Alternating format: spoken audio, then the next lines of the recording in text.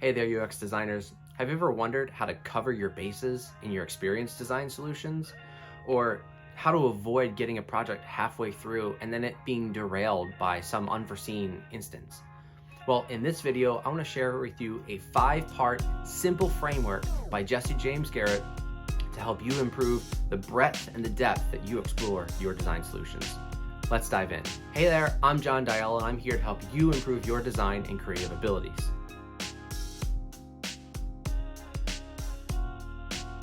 Now, this simple 5-layer framework has been around for a while, and it's really one of the few frameworks that have stood the test of time in the UX industry. And this book James Garrett wrote, The Elements of User Experience, is actually one of the few books that I was introduced early on in my UX career. And it's really been one of the few things that I've used almost every day as I think about leading design and actually practicing design, especially in the digital landscape. So let's unpack this 5-part framework. And I really recommend that you go and read the entire book by James Garrett. And I'll link that down in the description. It'll be an affiliate link, so if you tap that link, it'll help me out, help the channel out, and it'll get you a great resource in the end. But this 5-part framework is pretty simple. It starts with the foundation of strategy. Now, all good UX design actually starts with a strategy. It starts with a set of user needs, a set of business goals. It starts with value proposition mapping and business model canvassing. It starts with a very clear articulation of what is it that we're trying to accomplish here. And that is what's the bottom layer, the foundation for all the design work that's going to come above it, and for all the design work to actually reflect that strategy through. So first of all, we have to understand that strategy is the foundation of our 5-part layer cake. Next is scope. Now, with every project, there's always boundaries, and I think of it often as like a field where you have sheep kind of roaming around and there is a fence line, there is a rock line or something like that to keep them penned in. Now, you have to define the areas of what is and is not in play, or else at the end of the day, you're going to come up with a solution that's just simply not feasible, or it's not possible. Or it takes so long that you actually put more value into it than you're actually ever going to extract from it. So scoping is a very important activity to actually outline where we're actually playing, the kinds of activities, the kinds of software, the kinds of infrastructure and or materials that are at play for our design work. For UX designers, this often means understanding how the UI interacts with back-end systems and how they play together, and really how it integrates with the user on our end, so we can know what is actually possible and what's at play. The 3rd layer in our layer cake, and now I'm getting hungry for cake. Chocolate or cheesecake? Maybe both. Anyway, we're talking about structure. Now, structure is the underpinnings. It's essentially the organization of all of the information and the traffic and the flows that we'll use to actually move people throughout the system.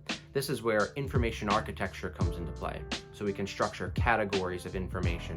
We can make sure the taxonomies of words are also working out correctly and that it makes sense to people who are going to be interacting with it. There's a ton of research you can do here to actually validate those ideas and structures, but it's really important to make sure that your structure is intentional and that you formed it well. The other side of the structure is also interaction design. How does the person interact with the system? How does the system respond? How does a person move through our experience fluidly, and so they don't get hung up and tripped up on the things that might have been there if we weren't paying attention?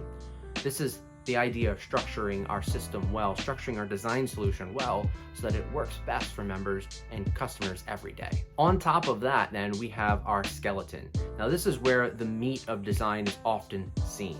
A lot of times you can look at user interaction flows, system blueprints, or even information architectures, and they kind of get set as the backdrop to all the work that's going to be coming. And it's usually less visible to people who are consuming the design work that we do. Whether that's a project manager or an end client, it's important that we articulate and show what these things are, so that as we get more and more concrete in our design work, that we're doing what is expected and best for members, and everyone then is on the same page and happy. So our skeleton lays on top of our structure. It lays on top of our scope, and lays on top of our strategy. To this point, everything has been pretty abstract. We're starting to get more concrete the further we get up this layer cake, but at the end of the day, we're going to start assembling affordances. We're going to start assembling buttons and input fields and text that's actually going to go into our UI and into our experience, and it's going to do it in a way where we can start to see what it's going to look like and feel like. At this point, we're not really dealing with any typography, with fonts, with colors, with spacing. Those kinds of things are still yet to come. But what we're trying to do is create a structure, a blueprint, a wireframe for the actual interfaces that people are going to be involved with. So this is the fourth layer of our layer cake. This is the skeleton. And lastly, the cherry on top, or I don't really like cherries, so how about sprinkles? And lastly, the sprinkles on top are the actual UI design, or the visual design, or what James Garrett calls the surface. This is where things really begin to shine. This is where you can introduce beautiful drop shadows and wonderful, powerful colors and exquisite typography, and all of these kinds of last little touches that make the UI amazing and sing, and really make all the work that you've done below it more credible to the people who are going to be consuming the product. So this is it. This is our cake. This is the wonderful dessert of UX, if you want to call it that.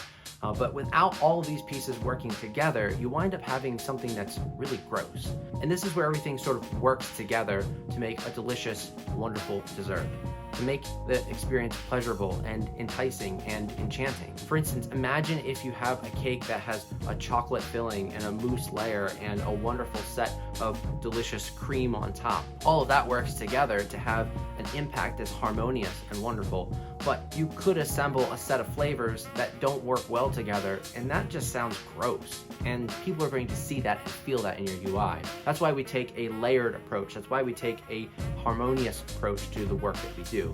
Every layer that you're laying down in this cake is actually reinforcing another layer somewhere in the cake. So I hope that this idea of a dessert is helpful to you as you do your UX work today.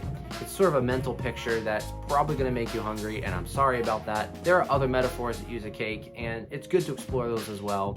But in this situation, I want to make sure that you as a designer are equipped to think about the different layers as they come together to make up your design, so you can hand off a wonderfully delicious cake to the people that you serve every day.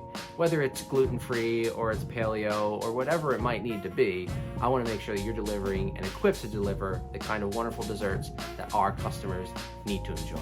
If you found this video helpful, please hit that like and subscribe button. It helps me know what kind of content you all are interested in and how to best help you. And if you had a question or something was confusing, make sure to leave a comment below. I'll be sure to follow up with you and answer any questions you might have. Thank you so much for watching. Go make some awesome cake today.